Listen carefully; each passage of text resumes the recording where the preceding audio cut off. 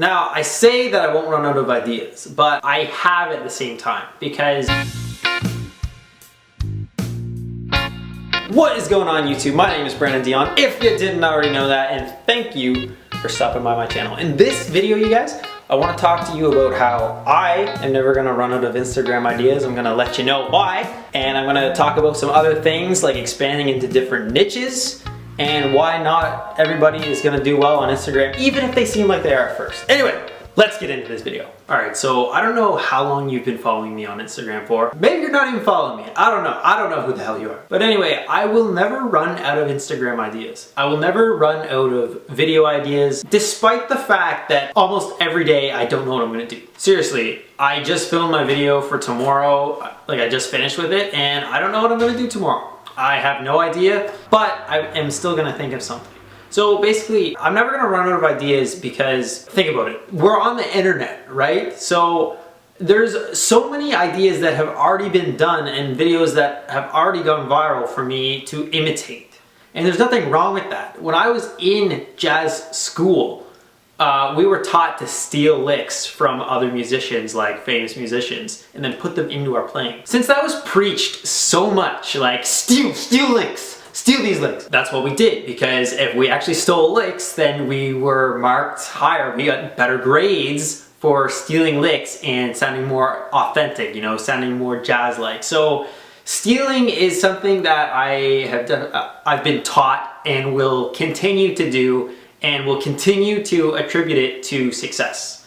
Which sounds really weird. I mean, I'm not talking about like going to your grocery store and like stealing a pack of ground beef, you know, or I'm talking about like stealing ideas, and as long as you put them in your own way, it's completely justifiable. And I believe it to be true regardless of what niche a person is in. Like, you know, I'm in the guitar niche, you know, I make guitar videos, but I feel like it doesn't really matter because I've taken a Facebook marketing course. Yes, I have taken a Facebook marketing course, and the instructor in the course told me, told his students that if you want to have really good Facebook ads, you need to steal ideas and do what other marketers are doing. This is how businesses compete. Like, I think of myself as a business sometimes, you know, like my Instagram profile. So everybody else, like all the viral guitar players and guitar videos already out there, they're my competition. And even though I'm friends with most of them, I can learn from them, and I can create a video similar to what they did and make it my own. So as long as people keep posting things on the internet, I'm never gonna run out of ideas, and I'm confident about that. And you know, it wasn't always like this. Months and months ago, like, I was getting to the point where I'm like, holy shit, I don't know what to post. And that was pretty common. That was something that I thought about all the time. Like, I guess this is just gonna be a short-term thing, my Instagram growth, because I can't think of anything to post, and I'm all out of ideas, so I guess I'm done. But no. That's not the case, man. Like, I started with harmony videos. I used to make those all the time. But I got to the point where I was using so many different popular songs. Like, not every song will work on Instagram. Like, I've really solidified what songs do really well and what songs don't. And basically anything popular does really well. Who would have thought that? Now, I say that I won't run out of ideas, but I have at the same time, because I don't make harmony videos anymore. And it's not that I'm opposed to making them. Like, if I can find a good song, then I will probably make it a harmony video if it was suggested, or I think it would be a good match. But since I've already done it so many times, like, and I've already used up so many of the good songs, I had to start like a new direction. So that's when I actually decided that I wanted to throw some songs in reverse, and they turned out pretty well. Like, they're doing pretty well. Like Snow, that video killed it. Like, over 150,000 views on that video. That's what I'm talking about, man. That's what's gonna keep moving me forward. So I've realized that as an Instagram personality, it's really important to innovate, and I already knew that that was the case, but I basically realized, like, through 10 months of doing this, that like, it's not always going to be like, I have to keep changing things with what I do, and it's really uncomfortable at times because I really get used to something and I'm like, okay, I'm just gonna run with this. But eventually, I can only run with it for so long before I start to get tired of running and I just pass the fuck out. That's why I started creating backward arrangements, and I will continue to do that until I need something else. But I've also realized that I need to expand because I've been in one niche mostly. Like, and that's the guitar niche, like all throughout my Instagram journey. In order to get to where I want to be, I know that I'm going to have to step outside of that niche. And this is super difficult. This is hard. Because why is it hard? Okay, glad you asked. So the other day I made a video that, you know, I was playing guitar in it, and it was Freaky Friday by Lil Dicky. You remember that? You remember that? You remember that video? Yeah, so I posted that, and believe it or not, I actually lost a lot of followers from posting that. Why the fuck did I lose so many followers? It's not something that guitar players listen to. Like, guitar players have a tendency, you know, I used to be like this, but they hate popular music. They just fucking hate popular music, man. It's like this arrogance that guitar players have, you know, and I used to be like that. I used to hate popular music too. I mean, as I've gotten older, I don't actually genuinely hate it anymore. I can get really tired of it very quickly, but I don't hate it. Like, I can listen to a few pop songs, and I actually like a few pop songs, you know. I like the Chainsmokers, man. And anyway, so because guitar players don't like pop music, a lot of my following, since they are guitar players, they unfollowed me because I posted that. And now here's the catch, here's the trick, here is actually why it's gonna be hard to like transition and expand, because I'm gonna lose followers in the process. And I know that I'm gonna gain followers at the end because I'm going to expand into a bigger niche. Like, the popular music niche is way bigger than the guitar player niche. Because popular music has a bigger audience. Like, that's no surprise. Like, guitar players, I mean, you know, guitar players like this, popular music, you know, it's huge, man.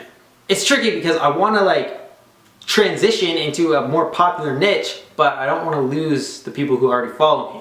So it's hard, and I wish I could just look this up on Google. I really do, but I can't, because if I type in, I'm an Instagram guitar player, I don't want to lose my followers by transitioning into the popular music niche. What do I do?